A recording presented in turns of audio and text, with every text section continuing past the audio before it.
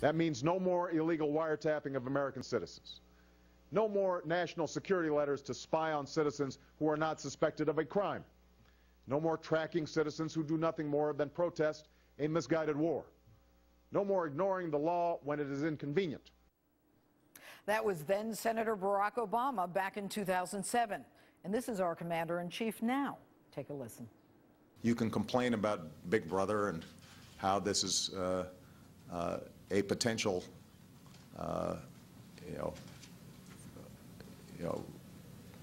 program run amok. But when you actually look at the details, then I think we've struck the right balance. Wow, talk about flip-flopping. With me is former NSA Deputy Director Colonel Cedric Leighton, who joins us from D.C., and Civil Liberties Attorney John Katz, also from D.C. Welcome, gentlemen. Let's get right to it. Thank you. Colonel Leighton, I mean, you were in this agency. It appears that we not only didn't know about this, but we didn't know about the extent of it. I mean, was this public or was this supposed to be a secret? Well, it was supposed to be a secret, Judge, and what they did was they informed Congress and through the intelligence committees, the House and Senate intelligence committees, and selectively cleared members within the both chambers of the legislature.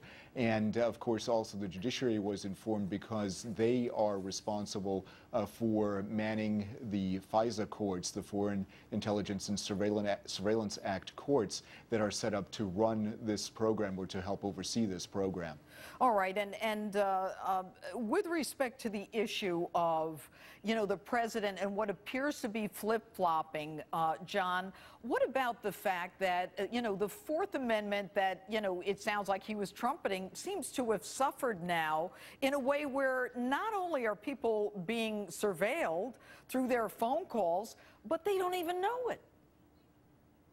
The Fourth Amendment is certainly being damaged here because the Fourth Amendment to the Constitution says there cannot be unreasonable searches and seizures and warrants cannot be issued without probable cause. Well, there's no probable cause here because it seems that everyone's phone activity, and now we know about internet activity being monitored without individualized suspicion that they're committing any crime.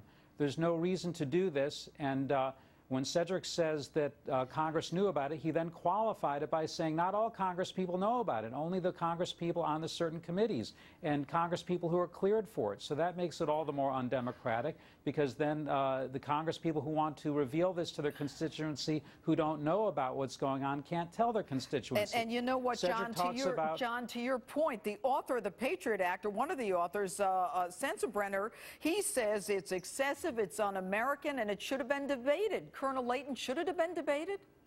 Right.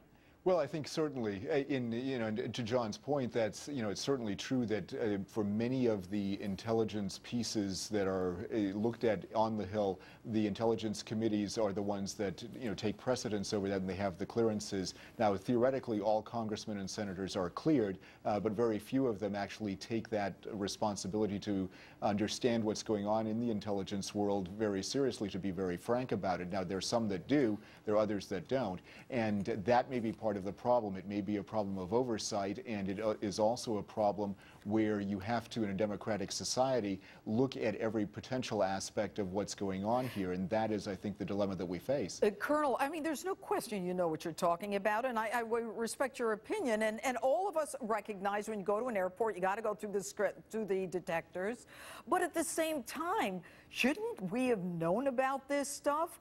Isn't it going a bit too far when you see that the IRS tries, we don't know how high up the orders came to target political dissidents. Now they've got this data mining information and they say, we've got your photos, your emails, your YouTube, your this, your that, but it's only the foreigners. It's not you citizens. Should I believe that, John? Of course not. We have thousands of members of the intelligence community who are gathering this information, storing it, and using it. We can't trust them any more than we can trust the IRS employees who misuse information and misuse their power in dealing with the right-wing political groups that were applying for certain types of tax-free status. Well, you know what? This is a fascinating topic. Colonel Leighton and John Katz, thanks so much for being with us this evening. You bet, Judge. It's great to be with you.